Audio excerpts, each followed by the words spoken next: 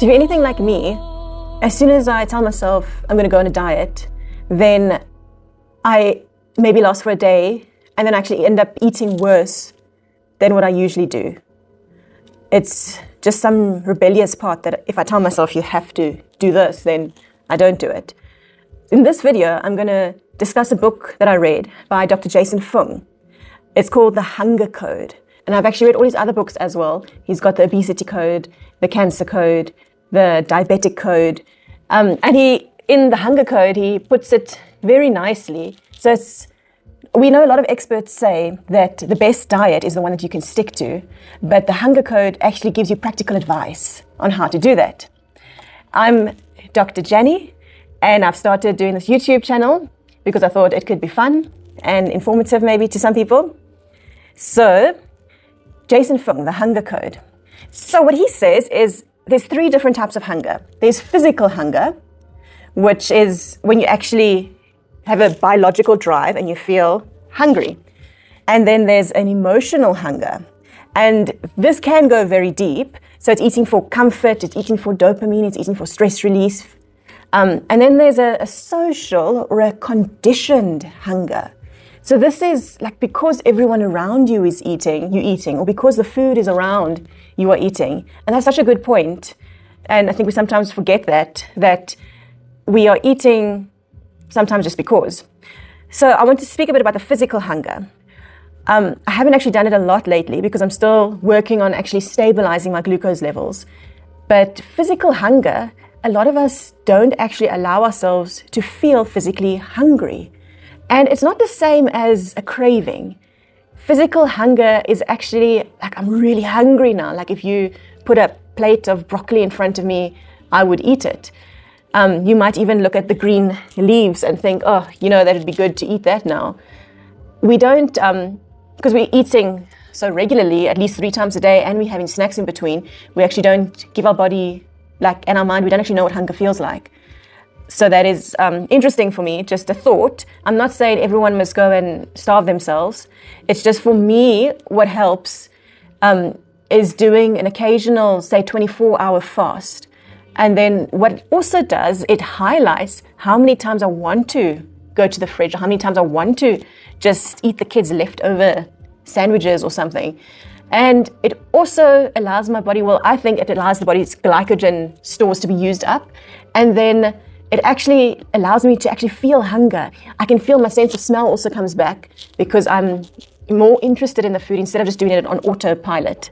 And then the emotional hunger, I think that's a whole topic on its own.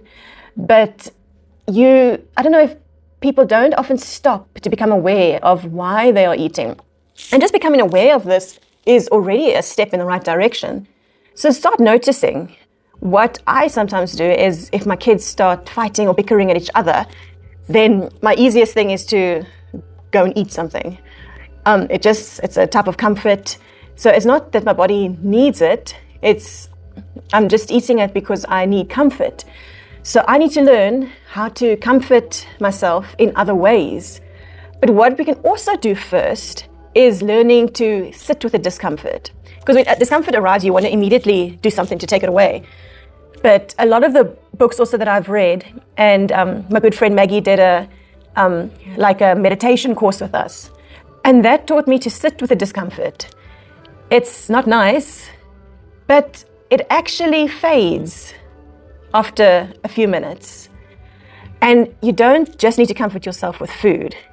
So let's get back to sitting with the discomfort. You can tell yourself, oh, I feel angry at the moment, or I feel anxious, or I feel overwhelmed. And you take a few deep breaths and just accept that feeling instead of trying to just push it away immediately or tell yourself, oh, you shouldn't be feeling overwhelmed. That's another thing. Speaking nicer to yourself is a big thing, especially when it comes to emotional hunger. And for me, there's an element, like I said in the beginning, there's an element of like a rebellion as well. As soon as I tell myself, okay, we are going to, I think I try and do it nicely, but I don't know if I do it that nicely, but I say we are not going to eat any bread for the next 2 weeks. Then the next day, I will probably eat the whole bread. I'm not actually sure exactly why, but I just don't want to listen to that part of me that restricts me. maybe if I speak nicer, but I've actually heard Dr. Amen say it this way. Your mindset needs to change, but not in a way that I'm depriving myself of the bread, but in a way of I actually don't want the bread because I know it's not good for my glucose levels. I know it's going to make me feel tired. So there's a different way of looking at it. Instead of restricting the bread, I am choosing not to eat the bread for a different reason. It overlaps a bit, but if you get what I'm saying, just your mindset needs to shift, but not in a certain major way of like, we will not have bread, because then maybe the rebel part of you comes out and saying, watch me have that bread. And then you might tell yourself, we'll start again on Monday. And then the social or conditioned hunger, that's eating because of cues or habits. It's eating because the clock struck 1 and the mouse ran down. And then that's your cue to eat, like Pavlov's dog. That's also just becoming aware of that. Just because it's Friday doesn't mean you have to have that packet of chips. And there's ways to have the packet of chips if you really must have it and not just scoff it, down. But we'll get to that in other videos. So, I enjoyed that book. Now, I've actually just told you the 3 basic main things that he speaks about, but he actually lists a whole bunch of practical tips. So I've written some of the practical tips here. So obviously the whole book goes about managing hunger and not just managing calories. And ultra-processed foods make people hungrier. It hijacks your brain and it makes you hungrier. Obviously, sleep and stress strongly affect your hunger hormone as well. So if you don't sleep well, you actually feel hungrier the next day. And he also mentions that emotional awareness helps a lot. So and also that emotional awareness, the mindset of you're not depriving yourself, you actually really don't want that for your body. And he also recommends some of the glucose tips, like naked carbs are less filling. So he suggests that you really plan your meals around fiber because that fills you up and it makes your gastric emptying slower, so that it's actually also that your glucose doesn't spike so much. But he's got a whole, like the fiber, the protein, leaving ultra-processed foods and becoming aware of why you are eating. It might just be a habit. You might just not even actually be hungry. So that's Dr. Jason Fung's book, The Hunger Code. And if you want to, give it a read.